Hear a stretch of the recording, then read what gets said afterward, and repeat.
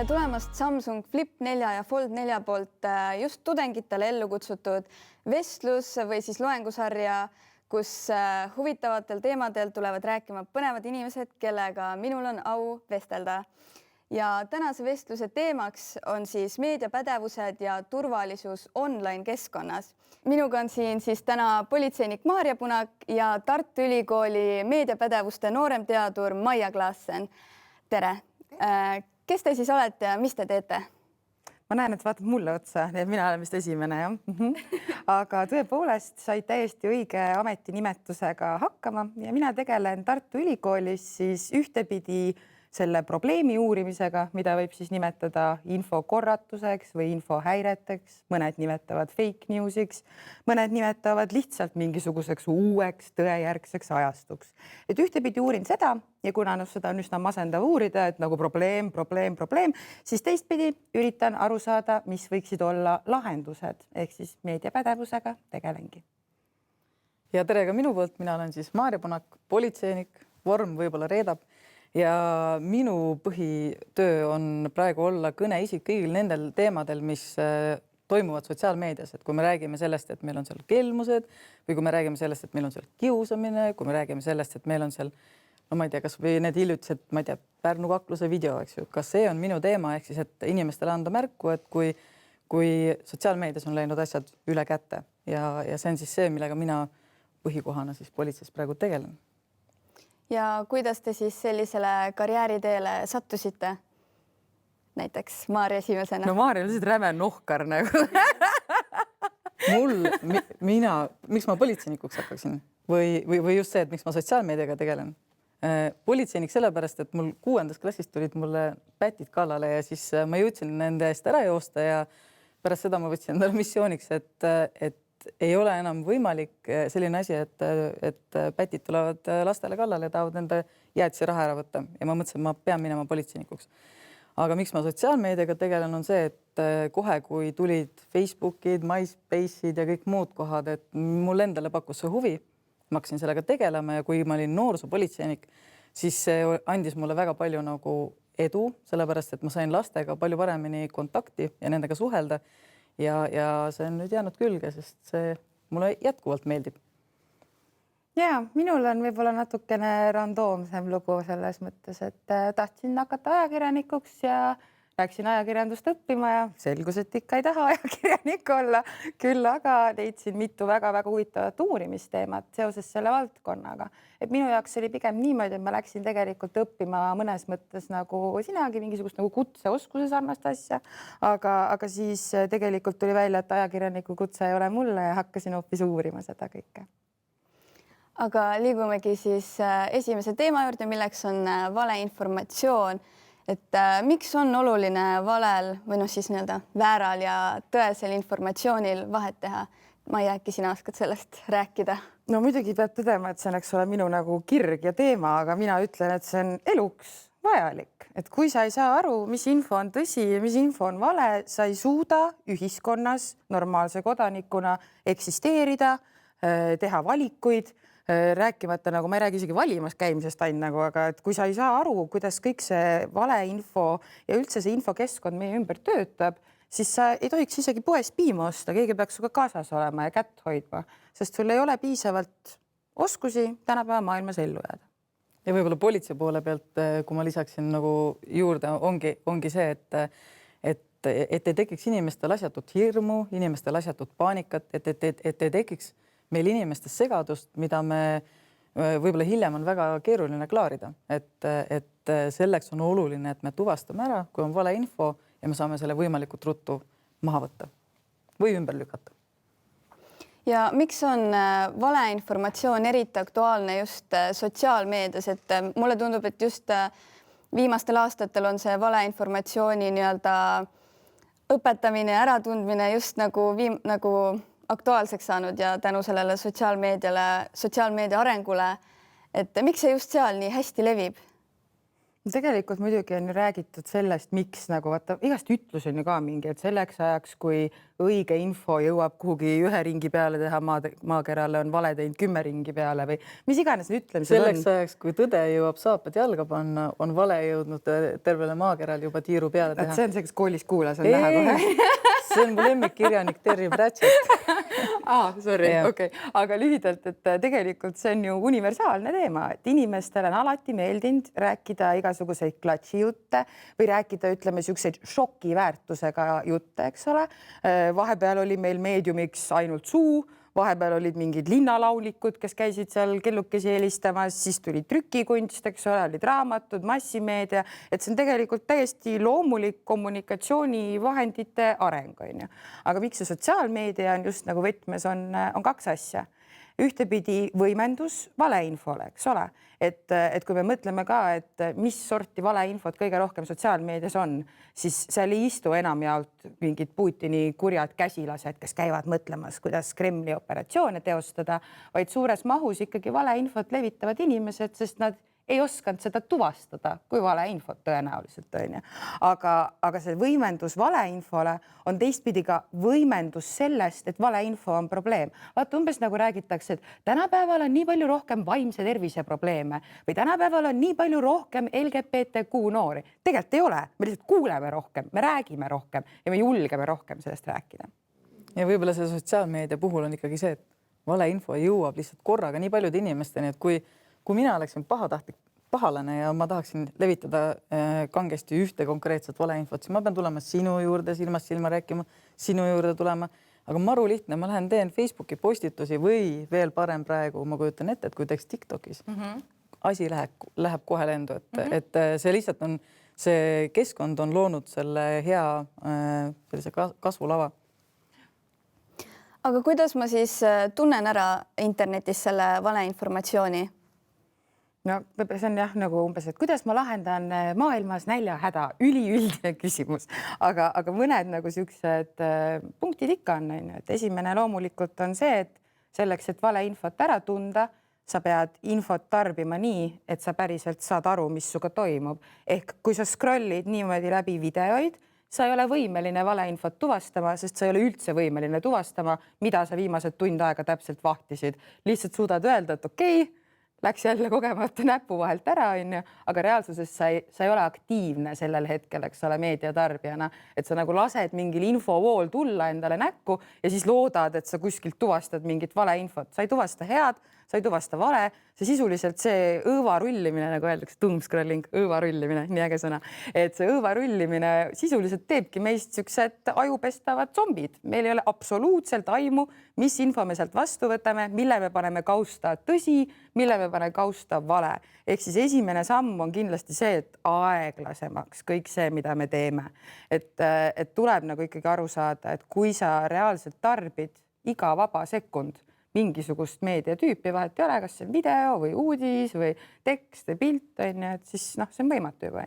Ja kui sa oled suutnud natuke võib-olla aeglasemaks juba võtta, ehk siis sa päriselt jõuad mõelda infot tarbides, et kas tegemist võiks olla tõese või valeinfoga, siis loomulikult on vanad head lollikindlad kontrollinipid, kõige lihtsam, kiirem Google'isse. Kui kuskil on mingi juicy uus sündmus, mis toimub, siis tõenäosus, et uudismeediat see üldse ei huvita üle maailma, on väga väike. Et see, et nagu mingi asi on sotsiaalmeedias väga hästi levinud ja keegi ei lükka ümber, eks ole, keegi kirjuta sellest uudistest. No hea näide, koroona ajal oli see, ma mäletan, ma ise langesin ka ohvriks, et Tallinn pannakse barrikaadidega kinni, eks ole. No on põhjus, miks meediaväljaanded ei kirjutanud sellest, sest kui sa kontrollid, sa saad aru, et see on vale. Ehk siis vaata, kes veel räägib sellest, kus veel räägitakse sellest ja juba sealt sa peaksid tegelikult saama ka aru, et kui näiteks ühel pool on palju usaldusväärseid uudisteallikaid, eks ole, meediamajasid ja teisel pool on Vello olen, Malle olen, eluülikooli lõpetajad, kes jagavad seda innukalt Facebookis, sa pead ise oskama ka hinnata, millist autorit ma siis usaldan, on ju. Ja keda mul on põhjust usaldada ja miks usaldada. Ja kui sa nagu neist 2 sammust veel edasi lähed, siis see on juba kõrgem tase, kõrgem valeinfo tuvastamise tase. Ja, et võib-olla ongi, et kõik need teadlikud valikud tuleb teha enne info tarbimist juba, et siis sa juba teed ettevalmistuse ära ja tõesti, mulle väga meeldib, et sa ütlesid, et võtta aeg maha, sest kuidas see on, et kui uudised loetaksegi ainult 2 esimest rida ja kui sa ka postituses loed ainult 2 esimest rida ja sa ei loegi seda lõpuni, aga jagad, aga tegelikult sa ju ei tea, mida see inimene konkreetselt seal postituses veel räägib ja sa ei süvene, siis on jälle see, et peame hakkama meie nagu tulekahjusid kustutama, et on need kasvõi see, et kui meil Ukrainas algas sõda, siis kõik need postitused selle kohta, et meil pekstakse kedagi kuskil bussides või et noh, et oht on kellegi elu ja tervisele tema rahvuse tõttu, siis see tekitab ju kohe see hirmu ja kui inimesed ei kontrolli järele, et kas see, mida nad jagasid, vastab tõele või mitte, noh, siis see tulemus oligi see, et me pidime hakkama neid asju kiiresti ümber lükkama. Ja kui ma näen seda valeinformatsiooni sotsiaalmeedias, mis ma peaksin tegema, kas ma üldse peaksin midagi tegema? Mina arvan, et peaks jah, selles mõttes, et see on umbes sama küsimus, et me näeme, et meie ümber on meie füüsiline keskkond väga reostunud. Kas ma peaksin viskama kommipaberi maha? Nagu parem oleks, kui sa ei viska, jah, asjad on suht halvasti niigi. Et loomulikult igaüks saab teha mingeid väikseid samme ja kõige lihtsam sotsiaalmeedia puhul kindlasti on report-nupp. See on seal põhjusega, see ei tööta alati, aga sa ei saa öelda, et näed, valeinfot ei võta mitte keegi maha, kui tegelikult mitte keegi isegi ei raporteeri seda, on ju. Et selleks, et öelda, et raportid ei tööta, on vaja neid esialgu esitada. Mina nüüdseks olen lõpetanud, aga ma tegin, ma arvan, 300 raportit aasta aja jooksul ja ma nagu olen enda linnukese kirja saanud. Facebooki puhul siis jah, ei tööta, Instagramis töötab minu arust üsna hästi, TikTokis töötavad üsna hästi. Et selles mõttes väga lihtne samm on nagu see, et anna kuhugi teada. Ja teine küsimus muidugi on see, et kui sa näed kuskil valeinfot, väga väike asi, mida mitte teha, et äkki ära levita seda kaugemale. Et nagu selles mõttes tasub ka meeles pidada, et iga kord, kui sa lähed kas või vihaseid nägusid panema kuskile kommentaaride alla või kirjutadki kommentaaridesse otse, et see on täiesti vale, kõik bullshit on ju, ei seda ärge uskuge küll, siis tegelikult sa annad ju hoogu juurde ikkagi sellele postitusele. Ehk siis võib-olla report-nupp ja ignoreeri seda, ära anna sellele ühtegi rohkemat sekundit oma tähelepanu, sest ainult siis on lootus, et see valeinfot sisaldav infokild siis langeb, eks ole, uudistevoos allapoole. No mina olen ka veebipolitseinikuna alates 2012. aastast neid raporteid teinud, et mingitel teemadel ideaalselt toimub, et kui me räägime võib-olla ongi, ma ei tea, kõik need verised laibad, pornograafia ja nii edasi väga kiiresti. Aga mida nagu hägusam on teema, seda kauem neil läheb aega ja ei pruugi üldse õnnestuda. Aga jah, üks kõige valemaid asju, mida teha, kui me räägime nagu valeinfo levitamisest, ongi see, et inimesed tahavad teisi hoiatada, aga mida nad ei tee sellest postitusest ekraanipilti, vaid nad nii-öelda share'ivad seda sama postitust, ehk siis tegelikult nad annavad nagu veel sellele vaadatavust ja levimist juurde. Et see on nagu võib-olla üks ka, et kui sa tahad oma sõpru hoiatada, et mina võtsin täna selle aja, ma kontrollisin selle artikli või selle postituse või selle kommentaari nagu tõele vastavust ja sain aru, et see ei pruugi vastata tõele, et siis igal juhul pange see ekraanipilt, ärge jagage seda põhipostitust. Nõus, hea soovitus. Aga millised on erinevate sotsiaalmeediakanalite erinevused seoses selle valeinformatsiooni levikuga, et kas mõnel kanalil levib see paremini, kiiremini, millised need erinevused on? Need on ikkagi päris palju, sest on sotsiaalmeediakanaleid, mis võib-olla ei tee nii palju koostööd, kui me tahaksime. Ehk siis, et näiteks, et üsna võimatu on Telegramist võtta mingit infot maha, aga on jällegi vastutustundlikke portaale, kui me räägime Instagram, Facebook, Twitter, et nad tahavad anda endast parima, et nende keskkond oleks puhas ja kasutajatele mugav kasutada ja ka turvaline, sest tegelikult valeinfo on väga suur nagu ka turvalisuse küsimus, et on neid, mis on nagu töötavad paremini ja samamoodi nagu sa ütlesid, et TikTok võtab ka enda valeinfot võtab maha, et minu esimene ja ainuke TikToki video, mida mul tähendab 2, aga esimene mul võeti ka maha niimoodi, et ma ainult rääkisin paljalt, ma rääkisin õppevideo lastele, et ärge tehke endast alasti pilte ja see ei ole okei. Ja see võeti minu arust vist kas teiseks päevaks juba oli maha võetud, et lihtsalt ja seal oligi nudity ja ma ei tea, mis seal see kommentaar all oli, et miks ta eemaldati, et vahepeal need algoritmid ja raportisüsteemid ka ei toimi võib-olla väga-väga hästi. ja see on ka sest hea ma ei point. olnud alasti, ma olin politsei vormis no selles... ei, aga selles mõttes, et see on hea point ka vaata, et üks asi on jah see, et kas sul on võimalik mingis konkreetses platvormis kodanikuaktivismiga midagi ära teha, aga vaata politsei jaoks on hästi loomulikult lihtne see, kui midagi on otseselt paragrahvi vastast, eks ole, aga väga palju on ju sellist valeinfot või kahjulikku infot, mis on nagu hall ala, et ta näiteks ütleme, et kui midagi sisaldab niisugust tõest keskset tuumikut, aga sinna ümber on ehitatud ikkagi valeinfo, siis ma julgen väita, et meil ei ole ikkagi sotsiaalmeedia platvormi, mis sellist asja suudaks tuvastada oma automaatikaga ja ka maha võtta. Ehk siis ütleme, et kõikidel platvormidel on praegu sellel teemal omad puudujäägid. Küsimus on võib-olla selles, et kelle ärimudel ja juhtkond on kõige küünilisem ja kes üritavad kõige rohkem siis öeldagi, et me saame aru, et meie loodud, eks ole, algoritm loob kaost põhimõtteliselt maailma, aga me anname tagasi niimoodi, et me teeme seda ja seda, eks ole. Ja siis nagu me näeme ka Twitterist, sul võib olla nagu aastaid tehtud igasuguseid erinevaid ägedaid vidinaid, et valeinfo ja vihakõne vastu võidelda ja siis tuleb keegi ja ütleb, et neid ei ole vaja ja need kaovad üleöö ära. Et oluline on võib-olla ka meeles pidada seda, et ükski platvorm ei püsi ajas kogu aeg väga usaldusväärne või väga mitteusaldusväärne, vaid seda hinnangut, et kas see platvorm on siis nii-öelda parem või halvem, seda tuleks kogu aeg tegelikult uuesti teha enda jaoks just ja uuendada.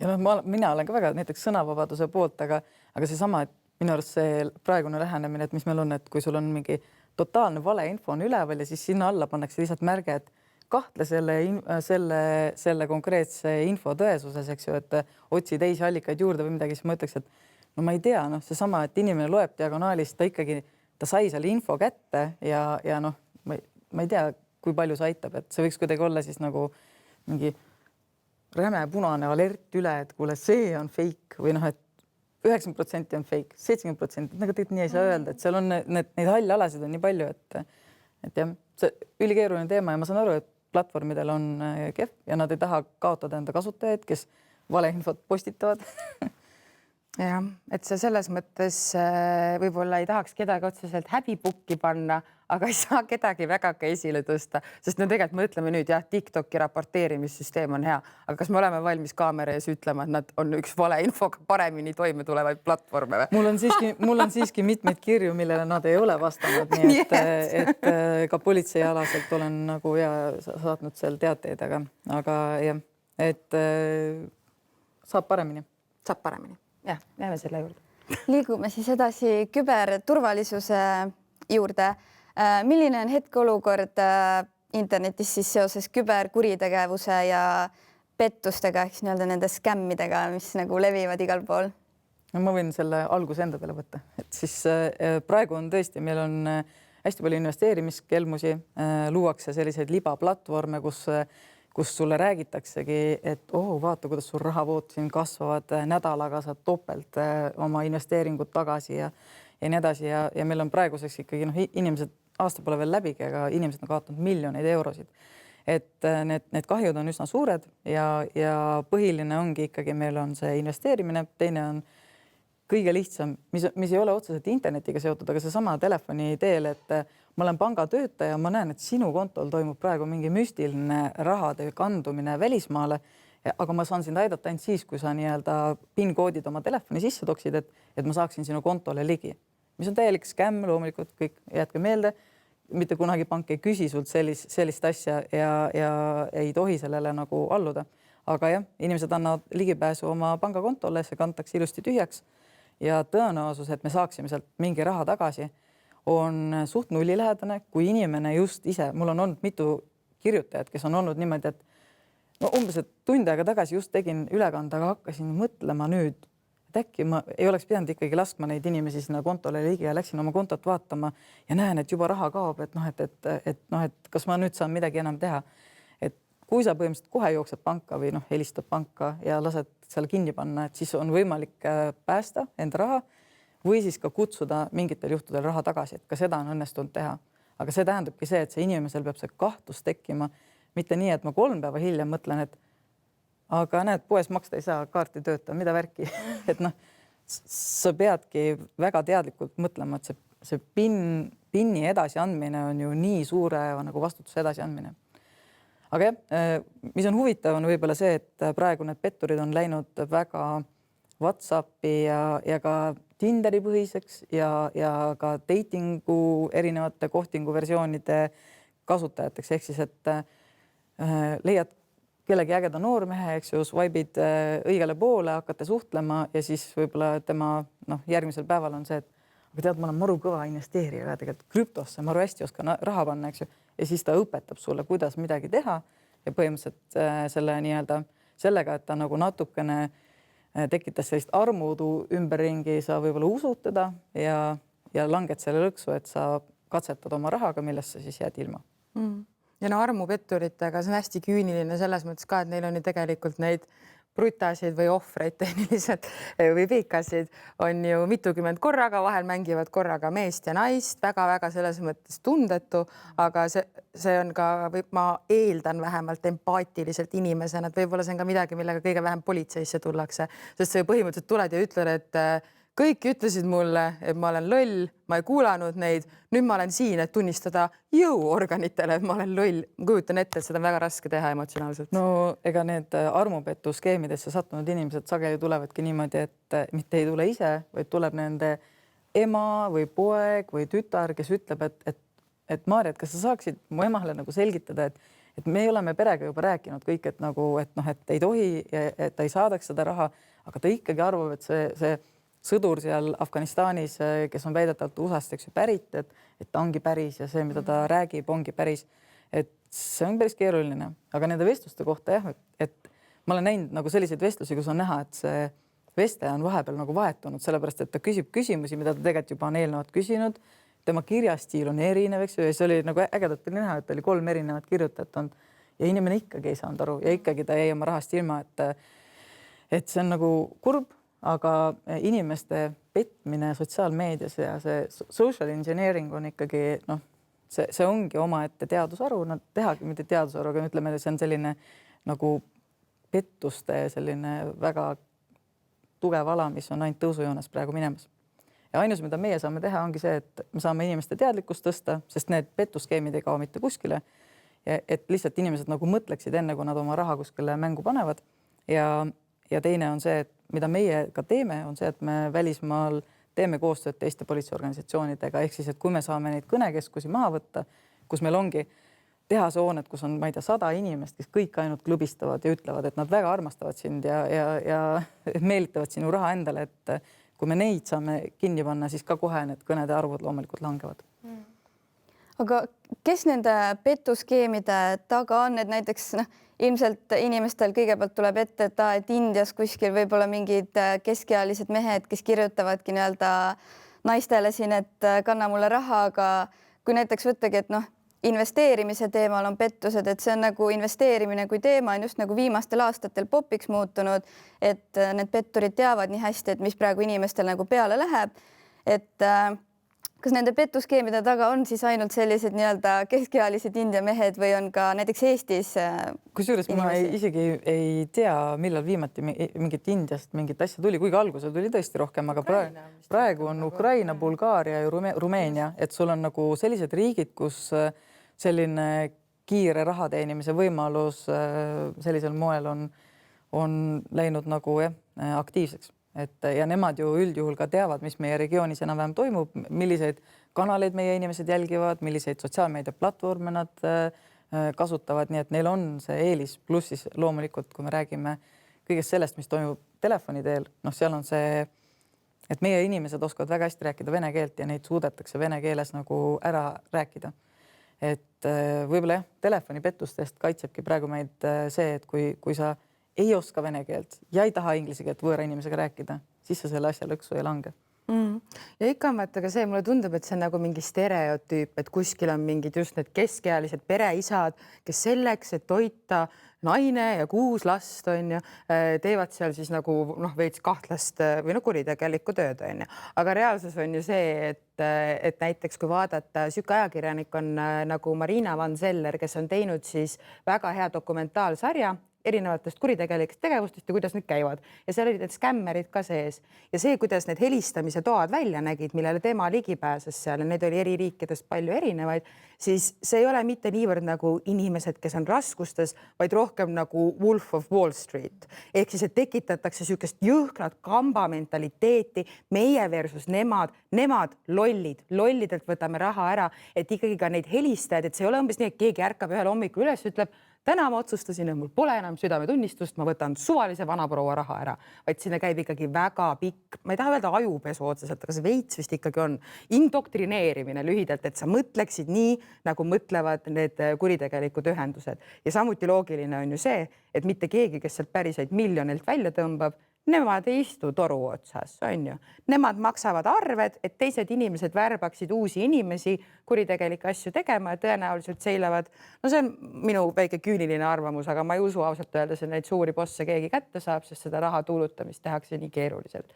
Ehk siis pigem on noored, rahanäljas, siukesed väga Wolf of Wall Streeti mentaliteediga inimesed, kes tahavad kiiresti raha teenida ja kes on valmis selleks natukene nagu oma eetilisi ja moraalseid piire nihutama, kui on piisavalt seda taustal, on ju. Minu arust on üks pealtnägija tegi ka nendest kõnekeskustest tegi mingi loo ja minu arust seal toodi välja ka need, et nagu reaalselt neil on seina peal tabelid, et kes on see top päeva kõige parem skämmer. Müügivõistlused. Nagu, et sul ongi nagu selline nagu, sa tahad ju olla parim ja siis sa helistadki võimalikult palju numbrid läbi, siis sa suhtledki võimalikult paljude kontodega, et jumala eest saada endale keegi sinna konksu otsa, et see selline jah, nagu feimi ja kuulsuse peal üles ehitamine, see toimib, inimesed tahavad võistelda ja tahavad võita. Ja me rääkisime küll näiteks telefonipettustest, aga just kui me räägime nüüd sotsiaalmeedias, et millised pettused praegu sotsiaalmeedias levivad ja millistel platvormidel? No ikka seesama, mis Maarja rääkis, Tinder ja armupettused on minu arust ka väga levinud või üldse ükskõik milline deitimise portaal, eks ole. Et Tinderi eripära on lihtsalt see, et kui sa natuke maksad, siis sa võid ise istuda Kambodžas, eks ole, ja samal ajal kirjutada kellegagi Elvast. Ja tema nagu ikkagi näeb sind kui enda ligidal olevat inimest, on ju. Aga ja kindlasti loomulikult kõik võimalikud tutvumised, mis platvormidel need ka juhtuks, siis eesmärk on ju saada inimene sinuga jutustama ja armuma. Nii et minu eeldus vähemalt on, et suur osa nendest skämmeritest, nad ei jää ju Tinderisse rääkima, nad kolivad ju WhatsAppi, Telegrami, Signalisse, Messengeri, mis iganes. Jah, kus on juba nii-öelda kergem enda jälgiga veidikene peita ja nii edasi.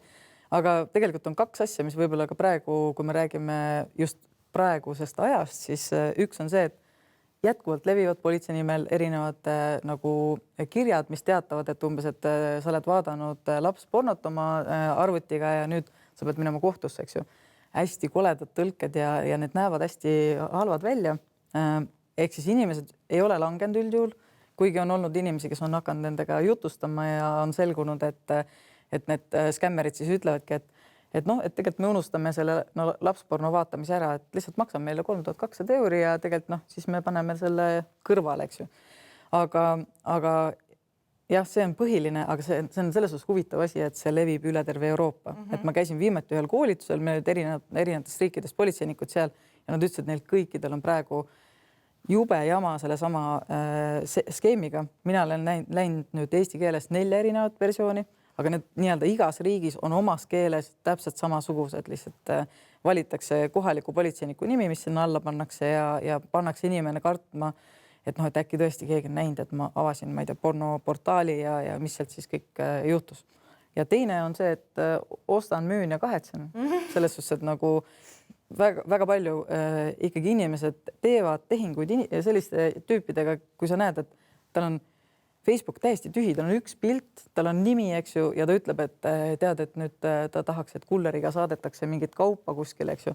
Ja siis on jälle mingid kahtlased, kas kullerfirmad, siis on kahtlased ettemaksud, mingid kindlustustasud ja inimesed õnneks, mina ütleks, et peaaegu enam ei lange nende, nagu mitte vähemalt, mitte nii palju kui varem, aga ikkagi langetakse. Pluss siis see, et inimesed arvavad, et kõik inimesed on heatahtlikud, aga ei ole. Eelmise jõulu ajal mul oli neid kogemusi päris korduvalt, kus tegelikult inimesed siis müüsid telefone ja siis teised ostsid, sest nad tahtsid jõuludeks oma lastele näiteks siis nagu telefone kinkida. aga siis lihtsalt see pettur võttis nagu raha endale, tal oli seda raha parasjagu vaja, telefoni ta ei saatnud, eks ju. Ja siis jaanuaris, kui tuli esimene palk, siis nad ka hüvitasid, ütlesid, et vabandust, mul jäi pakk saatmata või telefon läks katki ja andis raha tagasi. Ehk siis tegelikult ta võttis inimesed laenu, aga ei andnud inimesele teada sellest. Väga, ma ütleks, nagu väga mugav skämm. Ma olen isegi kuulnud sellest, aga kõlab nagu Facebook see kõlab Marketplace'i nagu see reklaam. toimib, selles suhtes, et see muudkui venitad, ütled, ma ei saa täna pakki panna ja ei saa homme pakki panna, aga järgmisel palgapäeval näed, siis saad raha tagasi. On ka ausaid skämme. aga mida teha, kui ma kahtlustan, et ma näen mingit nii-öelda pettust internetis? Call the police on õige vastus või? Ei või? Right.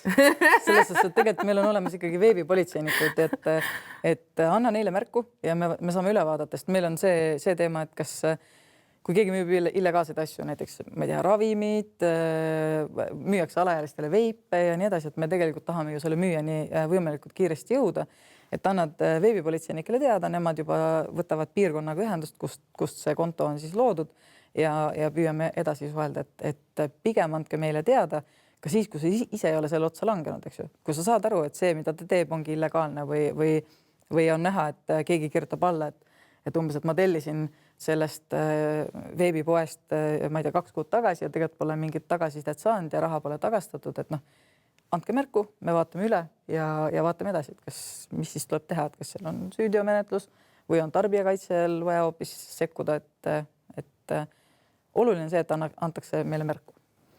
Aga kui palju veebipolitseinikele selliseid teateid tuleb? Erinevaid teateid tuleb ikkagi väga palju. Viimane aasta, kui mina olin aktiivne veebipolitseinik, mulle tuli 2600 kirja, ehk siis, et nüüd meil on 13 veebipolitseinikku ja nii-öelda see arv, tegelikult kirjade arv kogu aeg kasvab.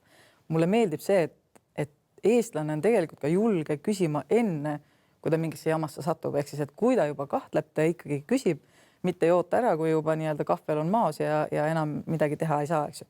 Et neid selliseid kirju, mille puhul me saame öelda, et inimene ei ole veel ohvriks langenud, on tegelikult isegi rohkem kui neid, kus juba on päris suur jama käes.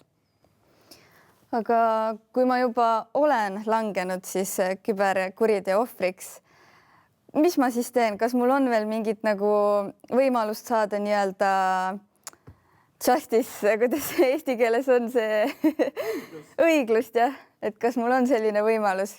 Meil on paragrahvid olemas ja kui me saame selle kurjategija, eks ju, tuua kohtu ette, siis see on võimalik, sest meil on ka Eestis olevaid kurjategijad, kes teevad küberpettusi ja neid me saame väga lihtsalt tuua kohtu ette ja need on toodud ja nad saavad oma karistuse kätte, eks ju.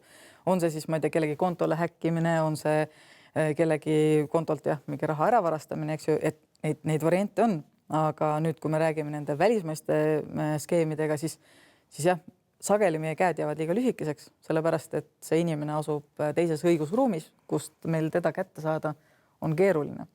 Et siis ma ei teagi, mis ohvrit lohutaks, on see, et võib-olla see on lihtsalt üks kallis õppetund, et see tuleb lihtsalt enda jaoks nagu läbi mõelda, et mis olid need põhjused, miks ma selle otsa siis langesin, oligi seesama näiteks, et võib-olla kiirustasin, ei mõelnud läbi, ma ei kontrollinud seda kontot, kellega ma tehinguid tegin, usaldasin liialt inimesi. Ma ei ütle seda, et kõik inimesi peab kahtlustama, aga kõik ei tohiks ka kohe nagu ikkagi natuke kahtlustage. Selles suhtes. Et ma ei ütle, et kõiki peaks kahtlustama, aga natuke. No selles suhtes, et enne kui ta ei ole seda usaldust välja teeninud, aga samas see on nagu armupetuskeemi põhialus. Ma ei tea, kas sina tead näiteks, et kui kaua üks armupetuskeem võib kesta ennem, kui minnakse raha küsimiseni? Ei tea, aga tahaks teada.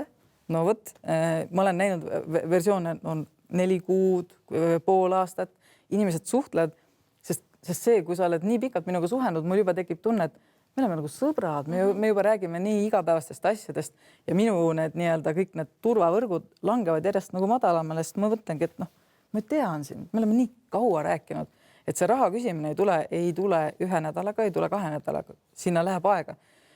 Enamasti ta nagu keribki, no näiteks, et ta räägib oma lastest ja siis ma ei tea, näiteks ongi paar kuud hiljem annab sulle teada, et mu laps sattus haiglasse ja kui sina mulle raha ei anna, see viimane on nagu päris elust üks juhtum, et kui sa mulle nagu raha ei saada, siis mu laps sureb ära, sest ma ei ole võimeline talle ostma seda kallist ravimit ja põhimõtteliselt, kui sa ikkagi inimesele, kes sinust natuke hoolib, ütled, et sina põhjustad minu lapse surma nagu no. Pigem ei põhjustaks, jah.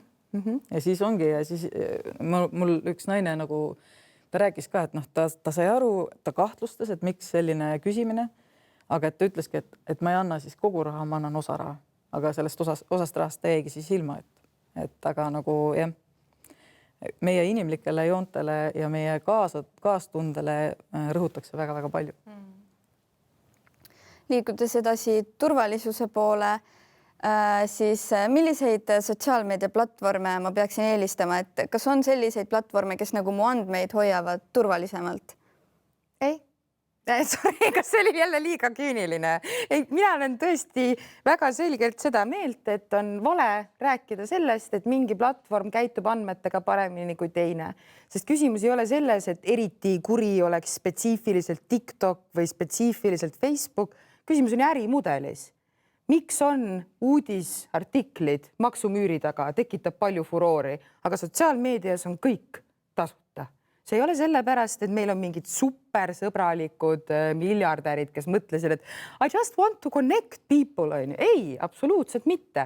See on ärimudel, mille ainus eesmärk on võtta meie andmeid, et mõista, millised inimesed me oleme, mis meid huvitab ja kuidas meile asju maha müüa. Ja siis see teadmine, et mis inimesed me oleme ja kuidas meile asju maha müüa, müüakse edasi reklaamijatele, eks ole.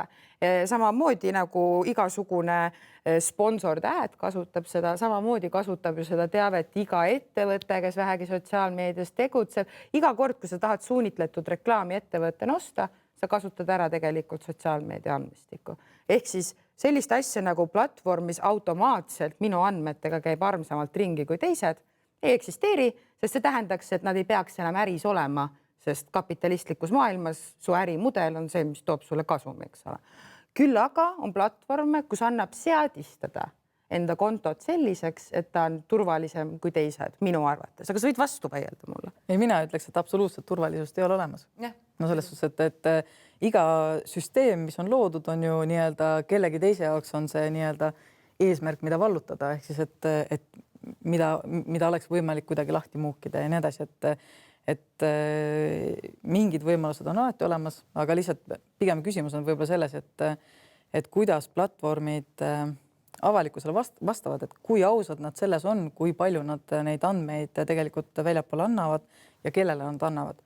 Et kas näiteks, ma ei tea, et kui meil oleks mingi Eesti põhine platvorm, et kas näiteks Eesti politseil on seal taga uks olemas, et ma saan salaja käia ja lugeda sinu kirjavahetust ilma, et mul peaks olema näiteks kohtuluba selleks. Et märk maha jääks. Ja täpselt, et nagu kõik sellised asjad, et kui on platvorm, ei ole sellele tegelikult vastanud või ta on ütlenud ühtemoodi, aga tegelikult on näha, et käitutakse teisiti, siis see vähendab seda usaldusväärsust. See tähendab seda, et nende andmetega käitlemine ei ole päris korrektne ja see on nagu ohumärk, aga see ongi ohumärk sellele, et me lihtsalt oleme TikTokist väga palju viimasel rääkinud, et ohumärk on see politseile näiteks, et kui mina laen alla TikToki ja ei ole kindel selles näiteks, et kas TikTok praegu mul, ma ei tea, mikrit sisse ei lükka või kaamerat käima ei pane ilma, et mina olen seda tahtnud, eks ju, siis ma ei saa ju oma töökohas seda telefoni kaasas kanda, sest ma panen kõikide Eesti inimeste andmed ohtu, kõik, ma ei tea, inimesed, kes on politsei poole pöördunud, et saada abi, aga nüüd keegi teine saab sellele infole ligi, et meie jaoks on väga oluline. Aga ja mulle meeldib ka üks lause oli täpselt see, et me olemegi keskmisest paranoilisemad, et noh, et tavainimene ei pea olema nii paranoiline, aga see peaks olema nagu teadlik asi, mida sa teed, et kui ma võtan, noh, ma ei tea, võib-olla igale poole siis ei võtaks seda telefoni, kus on TikTok sees. Ja isegi kui sa ei ole nagu politseinik, et ma arvan, et üks kõige lihtsam küsimus on ikkagi küsimus privaatsussätetest, on ju. Et väga lihtne on ju tegelikult mõelda ka niimoodi, et kas kogu maailm igaveseks peab teadma, et ma sõin täna Caesari salati või võiks see olla ainult sõbralistile piiritletud? Ja jällegi küsimus ei ole selles, et sa oskad kohe praegu öelda, miks on probleem kogu maailmaga jagada Caesari salatit, aga võib-olla 2 kuu pärast tuleb välja, et iga kord, kui sa reaalajas postitasid ennast Caesari salatit söömas, käis samal ajal keegi vaatamas, kuidas su majja sisse murda ja siis 5. kord, kui sa olid Caesari salatil, siis juba murti su majja sisse. Et küsimus ei ole niivõrd vaata selles, et mida nagu see üksik infokild teeb või kas see on privaatne või mis platvormil see on, vaid küsimus on selles, mis on meie kui indiviidi, on ju, nagu tarbimisharjumus ja mis on muuhulgas meie harjumus näiteks privaatsussätetega või näiteks kui tihti kontrollime üldse, mis meil need sätted paigas on, mida me enda kohta jagame. Kas me teame, mida üks või teine platvorm on lubanud teha, sest iga kord, kui me alla läheme, me ju ütleme, et me oleme lugenud neid terms and conditions, mida keegi tegelikult ei loe. Mida sa teed niimoodi? Et selles mõttes ma arvan ka, et see on rohkem seotud nagu mitte võib-olla ühe konkreetse näite või infokillu või platvormiga, vaid mingisuguse mustriga, käitumismustriga, tarbimismustriga ja teadlikkusega ikkagi ka hästi palju. Mul oleks võib-olla küsimus Maarjale, et kui teil töötelefonis näiteks TikTok ei tohi olla, et milliseid sotsiaalmeediaplatvorme sa vabal ajal kasutad ja kui palju? Ma üritan mitte kasutada, aga see ei õnnestu selles suhtes, et mina olen täiesti sotsiaalmeedia sõltlane, ma nagu tean, et kui ma hakkan raamatut lugema, siis ma peangi telefoni panema teise tuppa, sest lihtsalt muidu ta lihtsalt häirib mind liiga palju. Aga eks minul ongi põhiliselt on praegu ikkagi Messenger, Facebook ja Twitter, sest ma olen lihtsalt nii vana inimene. Ma ei viitsi mujale väga kolida, aga jah, ma olen katsetanud erinevaid lihtsalt selleks, et aru saada, kuidas need asjad toimivad. Sest kui minu poole pöörduvad noored näiteks, et mind kiusatakse Snapchatis, siis selleks ma olen nagu aeg-ajalt mitte küll töötelefoni, aga mul on ka teisi telefone, millega katsetada, et tõmmanud ja vaadanud üle, et kuidas see toimib, kuidas on võimalik raporteerida, et ma saaksin inimesele selgitada, et kuidas ta saaks abi või õpetada tal kas või näiteks neid samu seadeid sättima niimoodi, et ta ei satuks hätta. Et ma arvan, tuntumad platvormid olen kõik läbi kolanud. Ma arvan ka kõik need, mida ma ei tea. Oota, Mastodoni ka siis, oled Mastodoni? Mul on seal kontogi, aga ma ei ole lihtsalt seda kasutanud. Aga see ongi näiteks see, et mul oli enda ühe väga ägeda väikse sõbraga, kes on 8-aastane, oli ka vestlus, et tema ütles, miks sul ei ole Snapchati. Ma ütlesin nagu mis ma selle Snapchatiga teen? No saadad pilte. No milliseid pilte ma siis peaksin sulle saatma, eks ju? Kas või varba pilte, eks ju? Siis ma mõtlesingi, et nagu, ma ei tea, ma ei ole, võib-olla oleneb ikkagi vanusest ka, et ma arvan, et on mingid, kui sa jääd mingile asjale kindlaks, võib-olla on seda parem kasutada ja mulle Twitter meeldib, mulle meeldib tekst tegelikult rohkem kui see igasugused ilupildid ja muud asjad. Ma proovisin Instagrami, mul on seal nüüd ma ei tea, kuna ma tegin selle ikka aastaid tagasi ja nüüd mul selle aastaga panin siis äkki 6 pilti. Enne seda oli 2 pilti, üks oli koerast, teine oli loodusest. Lühidalt old school. Ja mida sina kasutad? Sama, üsnagi. Mul on Instagram, ma arvan, olulisemal kohal kui sul ja Twitteris mul on meeles käia võib-olla korra kuus ja siis ma loen korraga kõike. Aga üldiselt... Ma täna just räägisin sind. Tegelikult, ma peaks siis vaatama minema. Aga ja ma ei ava tegelikult seda Twitteri äppi viimasel ajal väga. Ja siis ikka Facebookis üsna palju, sest seal on hästi palju tööd. Ja on hästi palju, mul on ikka Messengeris käib pool tööelu nüüdseks. Ja kui me võtame sotsiaalmeediaplatvormide alla ka vestlusplatvormid, siis Signal ikkagi ka. Et mina Telegrami ei kasuta ja WhatsAppiga mitte, sest et Meta ei pea kõike teadma, vaatame vist, nagu hoiame midagi endale. Ja lihtsalt mu tööalaselt, kui sa mainid, siis loomulikult ma ju päev alustan sellega, et ma teen PPA Facebooki lahti, sest mina vastan kõikide nendele küsimustele, mis tulevad PPA Facebooki ja aitan teha seal postitusi ja värki, et selles suhtes, et minu kogu päev ongi sotsiaalmeedias ja siis õhtul lihtsalt siis ma vaatan üle, et mis siis nagu isiklikus elus nagu sotsiaalmeedias toimub, aga päev otsa ma tegelikult olengi Signali otsas ja Facebookis. Sellest Signalist mina vist kuulen esimest korda, et mis see täpsemalt on? See on midagi analoogset WhatsAppile ja Telegramile, aga et kui WhatsApp kuulub Metale ja Telegrami, nad lõid, tegelikult nad ei ela ju Venemaal enam, see firma ei ole Venemaale registreeritud, aga et kuna seal on nagu taga võib-olla sihuke kahtlus, et näed ikkagi Vene kodanike loodud, on ju, et siis mõned suhtlevad sellesse ka veel kahtlustavamalt. olgu samas öeldud, et Telegram on väga palju tööd teinud ukrainlaste abistamiseks turvaliste krüpteeritud infokanalitega sõja ajal on ju, et miski ei ole selles mõttes nii must ja valge, aga jah, Signal on siis sisuliselt nagu turvalisem, krüpteeritum variant. jah, krüpteeritud kanal on, et seesama, et ma arvan, et kui kasutada Signalit või siis ma ei tea, Rocket Chati, need on kaks sellist, mida ma julgeksin soovitada, kui inimesed tahavad turvalisemalt suhelda. Millised on mõned niisugused lihtsad sammud, mida ma saan ette võtta, et mul oleks sotsiaalmeedias enda andmete üle suurem kontroll? No alustuseks vaata üle, mis hetkel toimub, et näiteks Facebooki puhul, eks ole, on datapaki alla tõmbamine üks väga ilmselge asi.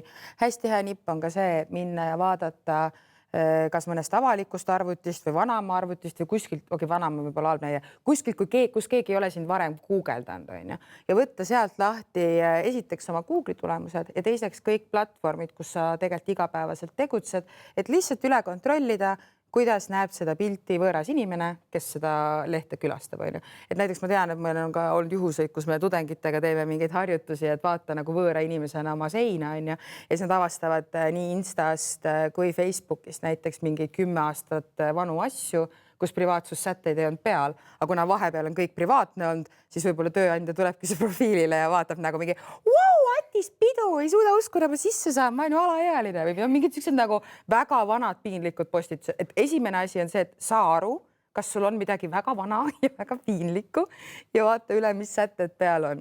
Ja siis, kui sul on üle enam-vähem vaadatud, milline see pilt on, siis mina ise hästi soovitan teha sükst harjutust, et paned endale kirja ja võtad nagu päriselt hetke ilma telefonita, nagu soovitaks paberit ja pliiatsit sel hetkel, et keskendud.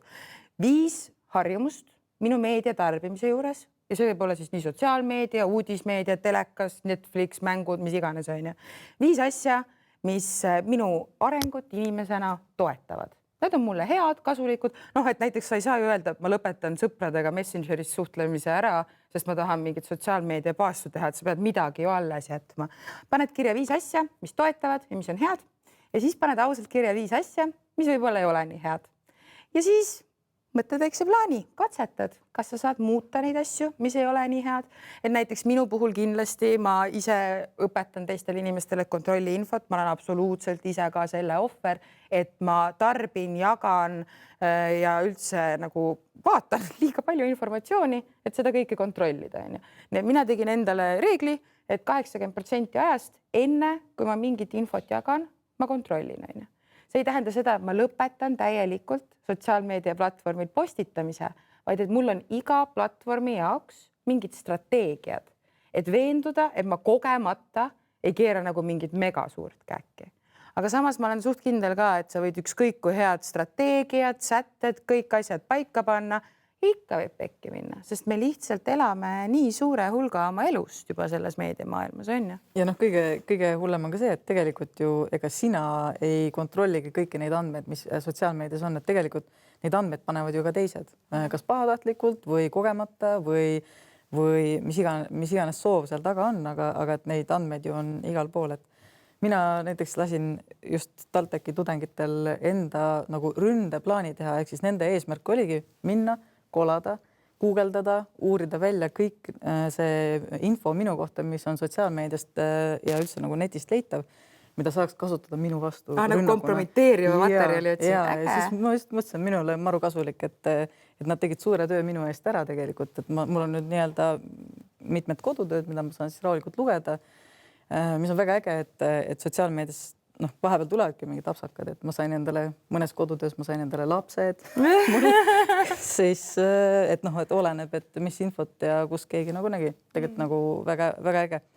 Ma ei tea, mis ma andmete kohta veel. Jah, mida vähem sa ise neid sinna paned, seda väiksem on oht, et ehk siis, et minu arust ka see suund on sinna, et kõik noored kolivadki kinnistamatesse portaalidesse, kus tegelikult sa enam oma asju nii palju nagu ei jagagi, et sellist nagu Facebooki profiili pildi laadset asja tegelikult enam väga paljudes muudes kontodel ei ole, ongi ainult nimi ja seegi võib olla kasutaja nimi ja siis mingi pilt. Aga kuidas ma saan oma seadmeid kaitsta selle eest, et keegi sinna sisse ei saaks, et näiteks kui ma teen siin selle telefoniga pilte, et keegi nagu kuidagi sellesse seadmesse sisse ei saaks ja kogu mu kausta nagu alla ei laeks või kas see on üldse probleem või kui reaalne see probleem on? mis see parool on? Kui on parool 1, 2, 3, 4 või kui su screen lock on M-täht või L-täht on ju kõige tüüpilisemad, siis tõenäoliselt ja varem või hiljem see juhtub, sest see põhimõtteliselt lihtsalt nagu sama hea oleks käia ringi rahakotiga, kust 500-lised nagu ripuvad välja ja siis vaadata nagu testida, kas keegi kavatseb seda ära kasutada või mitte. Et nüüdseks on ikkagi ju niimoodi, et see, et sa ise jätad näiteks enda parooli, jätadki parooli 1, 2, 3, 4 on ju, või see, et sa paned peale screen lock'i, mille puhul vastu valgust on ju võimalik vaadata, mis see kõige rohkem tehtud kujund seal on, eks ole, et see nagu ei ole väga tark tegu ja sellisel juhul sa tegelikult mängid tulega, et sa nagu põhimõtteliselt mängid mängu nimega, kui kaua läheb aega, kuni ma kohtan kedagi, kes tahaks mu andmeid, sest nad saaks nad kätte, kui nad tahavad, on ju. Aga ma ütleks ikkagi miinimumprogramm jällegi, ma olen siin nagu väga miinimumsoovituste peal. Kui te saate, loomulikult kõikvõimalikud kaitsed peale, eks ole, võtke endale paroolihaldus tarkvara, saate endale teha megapikad, megakeerulised paroolid, aga vähemalt lihtsam variant on see, et hoia näiteks erinevatel aspektidel oma elust erinevad paroolid. Ei ole nii, et sinu töökontosse, koolikontosse, mingisse trenni ühischatti ja kõikidesse sotsiaalmeediakanalitesse saab ühe ja sama parooliga, kus võib-olla on erinevad numbrid lõpus ainult, on ju. Vaid et sul on väga erinevalt lahus hoitud digitaalne ruum töö, digitaalne ruum kool ja digitaalne ruum vaba aeg. Ja siis sa võib palju rahulikumalt ka saata igasuguseid lollusi igale poole laiali. Noh, et tead ju küll, et Snapchat hoiab videoid alles, aga kui sa tead, et see parool on sul näiteks ainult Snapchatis, sul ei ole väga suurt põhjust kahtlustada, et keegi vähemalt sinu omasse sisse mureb. Aga no eks telefonifirmad, kes neid toodavad, ka loomulikult hoolitsevad selle turvalisuse eest, aga loomulikult, kui sa ise eksid sellise küberhügieeni vastu, et seesama, et sa liitud mingi suvalise wifi võrguga kuskil täiesti, ma ei tea, on see lennujaam, kohvik, mis iganes koht, et sa tegelikult ei tea, millist infot sa sellega võid kõik laiali jagada, siis see ongi sinu rumalusest võib juhtuda, et seda kasutatakse ära, et maksimaalselt turvalisi asju või noh, nagu nii-öelda läbinisti turvalisi asju ei ole olemas. Ja seesama, et lõpuks ongi, et telefonid kaovad, telefonid ununevad lahti, telefonid lähevad rikki. Meil on olnud juhtumeid, kus inimesed näiteks kas või muidu teed kõik õigesti, eks ju, ja siis sa viid selle telefoni parandusse mingile, ma tean ühte tüüpi sealt Annelinna majast, eks ju, kes nagu vahetab neid ekraane ja värke ja viid talle ja siis tuleb sulle välja pressimiskiri, et kuule, et näed, ma leidsin sinust siin huvitavaid pilte sinu pildipangas, et maksa nüüd lihtsalt natuke rohkem, kui see ekraanivahetus tegelikult läks. Et jah, ja kui miinimumprogramm, siis mitte lihtsalt parool. Mina tahan, et miinimumprogramm oleks ikkagi 2-astmeline autentimine. Okei, see on ka väga hea soovitus, tõsi. Ja 2-astmeline autentimine ja võib-olla ka see, et alati, kui logid kellegi teise telefonis või läpakas või arvutis, ükskõik kuhu sisse, siis nagu mitte lihtsalt ei logi välja, vaid unusta konto ja kõik see nagu ka. Või lihtsalt ära logi sisse üldse. Vahest on vaja. Jah. Aga nüüd võttes siis seda pikka juttu kokku, millised on sellised mõned lihtsad nõuanded, kuidas selles üsna keerulises maailmas orienteeruda ja hakkama saada? Ära ole loll. Raske on olla. Raske on mitte olla loll, aga ei, no selles suhtes, et kuidas hakkama saada, mina ütleks ka, et tuleb ikkagi see on nii naljaks, et me nagu väga rõhutame seda, et lapsed peaksid oma netiaega piirama ja oma info tarbimist nagu paremini jälgima ja et lapsevanemad peaksid seda paremini kontrollima. Aga tegelikult me peame ise hakkama seda palju paremini tegema, et ei ole vaja lugeda päevas, ma ei tea, näiteks sul ei ole vaja Delfit avada mingi 7 korda päevas. Kui oleks mingi tohutu uudis, küll sa sellest kuuleksid, eks ju. Et nagu vähenda seda info hulka, sest mida vähem otsuseid sinu aju peab tegema, seda kvaliteetsemad on need ülejäänud otsused, mida sa tegelikult teed. Et mida vähem tuleb sellist müra, seda parem. Kusjuures see kehtib tegelikult ka seadme turvalisuse kohta, mida vähem veidraid tasuta äppe, mis sulle mingi loe oma elujoont. Miks üldse neid? Mina olen ilmselgelt üks inimesi, kes luges oma elujoont, aga tegelikkuses samamoodi ju ülisuur hulk igasuguseid tasuta äppe. Ei ole tasuta mitte ainult sellepärast, et seal on need ülimalt närve ajavad pop-up reklaamid, vaid nad koguvad ikkagi massiivselt andmeid. Ja seda on võimalik oma telefonist ka järgi vaadata, et millistel äppidel, eks ole, sa millised load oled andnud. Et väga lihtne ja loogiline talupoja loogika. kas Woltil on kogu aeg vaja ligipääsu minu mikrofonile? Tõenäoliselt ei ole. Tõenäoliselt sa suudad selle sisse lülitada sellel ühel korral aastast, kui sul on võimalik taksojuhile helistada. Või näiteks, kas on oluline, et mul on kogu aeg sees location, minu arust üks üliväikene asi ja väga nagu selles mõttes võib tunduda mitteoluline, aga see tundub mitteoluline hetkeni, kus keegi oskab näiteks sisse logida ja vaadata, kus su telefon parasjagu asub, eks ole. Et teha nagu mingid sellised väga strateegilised otsused ikkagi jällegi, et näiteks kogu aeg ei pea kõik teadma reaalajas, kus ma olen, vaid nad võivad teada saada päev pärast seda, kui see toimus või võib-olla isegi tund siis, kui nagu kauem oodata ei kannata. Aga see, et nagu reaalajast, eks ole, kuskil nagu kogu aeg teada anda, kes sa oled ja mis sa teed, see ei ole mõistlik, et ma ikkagi jääks selles mõttes selle ära ole loll juurde ka, et see on talupoja tarkuse teema. Kui kõhutunne ütleb, et midagi on kahtlast, siis tõenäoliselt on. Tõenäoliselt sa said millestki aru alateadvuses enne kui teadvuses, eks ole. Et kui sa nagu tunned nagu mingisugust sellist nagu, kas ma peaks pigem nii või pigem naa, pigem turvalisemalt või pigem jolo, siis me oleme jõudnud faasi, kus peab kindlalt pidama silmas ise oma turvalisust ja mitte sellepärast, et me ei teeks kõik tööd regulatiivsel tasandil, eks ole, tehakse palju tööd sellega, et meil oleks olemas paragrahve, mille järgi paremini neid petiseid kätte saada, eks ole. Loomulikult tehakse palju tööd meediapädevuste ja faktikontrolliga, aga ei saa ise ära unustada iseenda vastutust. Mark Zuckerberg ei löö sul telefoni käest ära, kui sa oled Instagrami üles laadimas midagi, mis ülejäänud elu hakkab hävitama. Ise pead aru saama ja selleks enamasti on talupoja tarkus abiks. Nõus. Ei, päriselt. No, aga siis vist on kõik. Aitäh tulemast ja oleme ikka netis turvalised. Oleme turvalised, jah.